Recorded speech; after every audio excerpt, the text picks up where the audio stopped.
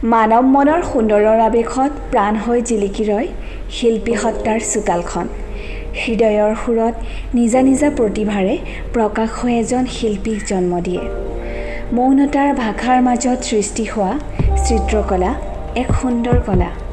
চিত্ৰকলা একোজন শিল্পীৰ সাৰথি। এই কলাৰ মাজেৰে এজন শিল্পীয়ে নিত্য নতুন সৃষ্টিৰে শিল্প ভাষাক পূৰ্ণ ৰূপ দিয়ে। এজন শিল্পীৰ প্ৰাণৰ ভাষাৰে একোখন সুন্দৰ সুন্দৰ ছবিৰ পূৰ্ণ প্ৰকাশ ঘটে।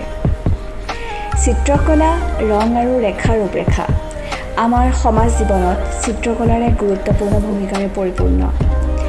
এই চিত্ৰকলাৰ শিল্প ভাষাক একোজন চিত্ৰশিল্পীয়ে প্ৰাণৰ ভাষাৰে হাতৰ তুলিকাৰে জীয়াই ৰাখিছে।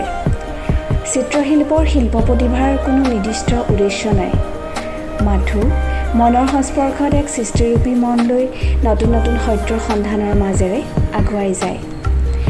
এজন শিল্পীয়ে তেওঁৰ প্ৰতিভাক সুপ্তৰূপ দিবলৈ নিজা ঘৰখনৰ পৰাই উৎসাহ পায়। প্ৰতিজন শিল্পীৰে নিজা মানসত এক দৃঢ় বিশ্বাস থাকে। আমাৰ মানৱ জগতৰ প্ৰতিটো সৃষ্টিৰাজিক নিজা ৰূপত সজাই তুলিবলৈ প্ৰতিজন চিত্ৰশিল্পীৰ হাতৰ তুলিকাত প্ৰাণ পায় জীৱনৰ ৰূপৰেখা। প্ৰতিজন শিল্পী সহজ সৰল জীৱন যাপনেৰে আগুৱাই যায় ভৱিষ্যতৰ মাজলৈ। ভুৱন চন্দ্ৰ দত্ত এজন নীৰৱ তথা প্ৰচাৰ বিমুখ চিত্ৰশিল্পী। কেৱল চিত্ৰশিল্পী বুলিলে ভুল হ'ব, তেখেত এগৰাকী সাহিত্যপ্ৰেমীও। চিত্ৰ অংকনৰ উপৰিও তেখেতে বিভিন্ন বিষয়ৰ ওপৰত কাৰ্টুন, লিমাৰিক, হাস্যৰসিক লেখনি আদি প্ৰকাশ পাইছে। সাহিত্যৰ বিশাল পথাৰখনত তেখেতে ভুমুকি মৰা নাই যদিও তেখেতৰ ছবিবোৰেই তেওঁৰ জীৱন আৰু কৃতি বুলি তেখেতে ক'ব খোজে। বিভিন্ন মাধ্যমৰ মাজেৰে অঁকা চিত্ৰ, স্কেটছ, পৰ্ট্ৰেট আদি চিত্ৰবোৰে তেখেতৰ দক্ষতাৰ পৰিচয় বহন কৰিছে।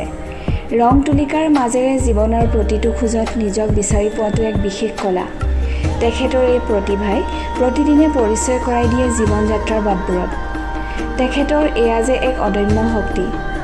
তেখেতে নিজৰ প্ৰতিভাক জিলিকাবলৈ কোনো ব্যক্তিগত স্বাৰ্থৰে আগবঢ়া নাই যদিও নিজৰ মাজতে নিজক বিচাৰি পোৱাৰ যেন এক প্ৰবল হেঁপাহ পুহি ৰাখিছে।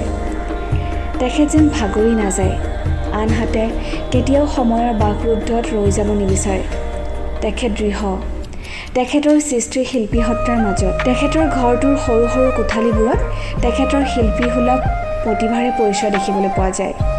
তেখেতে বহু বিখ্যাত ব্যক্তিৰ মনোমুগ্ধকৰ পৰ্ট্ৰেট আৰু অইল পেইণ্টিং অংকন কৰি ঘৰখনত সজাই ৰাখিছে। তেখেতৰ দ্বাৰা অংকিত ছবিসমূহৰ মাজেৰে প্ৰকাশ হোৱা বাস্তৱ আৰু প্ৰকৃতিৰ অনন্য ৰূপবোৰ সঁচাই প্ৰশংসনীয়। এইজন চিত্ৰশিল্পীৰ চিত্ৰকলাই জনসমাজত যথেষ্ট সমাদৰ লাভ কৰিবলৈ সক্ষম হৈছে।